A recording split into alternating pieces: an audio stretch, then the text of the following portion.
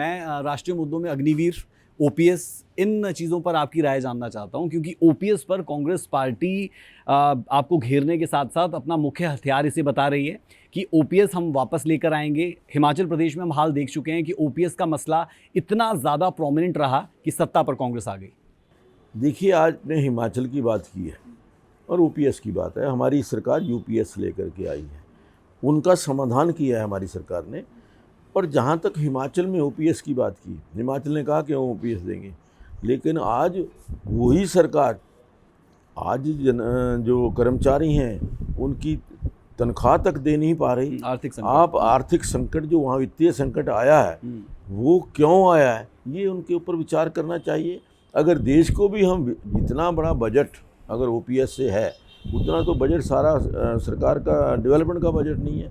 तो सरकार को कुछ निर्णय अपने वित्तीय साधन और जो लोगों के हित में है उसको देख करके बैलेंस बना करके करने होते हैं, और सरकार ने वो निर्णय किए।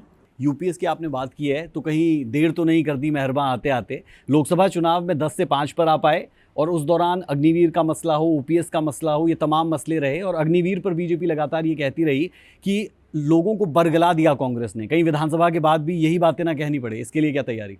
देखिए, काठ की हांडी बार बार नहीं चढ़ती, झूठ एक बार चल जाता है।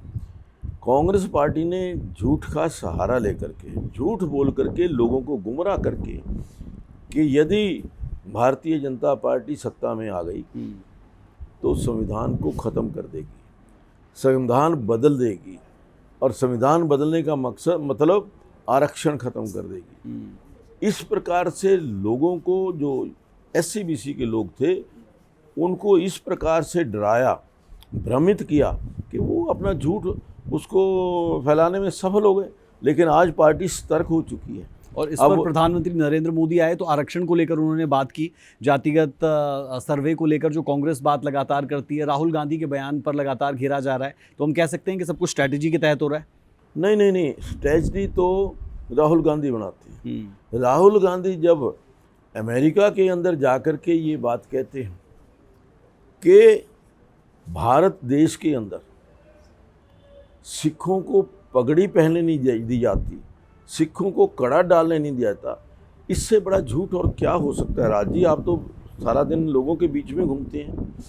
अब मैंने कहा ना, झूठ का सहारा, कांग्रेस पार्टी झूठ के सहारे सत्ता में आनी चाहती है। दूसरा, अभी कांग्रेस उन्होंने ही कहा जॉर्जिया यूनिवर्सिटी के अंदर अगर मौका मिला तो आरक्षण ख़त्म कर देंगे। ये राहुल गांधी की स्टेटमेंट है, और राहुल गांधी उनके नेता हैं, बड़े नेता हैं।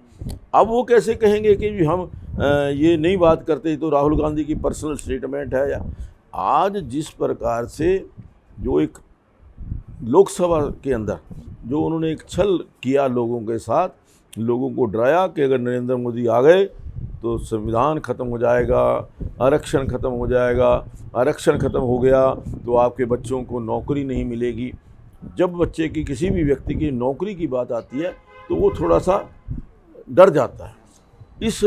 ये डर डाल करके लोगों के बीच में कांग्रेस ने सत्ता हथियाने का प्रयास किया, लेकिन उसमें वो सफल नहीं हुए। कुछ एरियाज़ के अंदर वो सफल हुए, लेकिन आज देश की जनता जान चुकी है, प्रदेश की जनता जान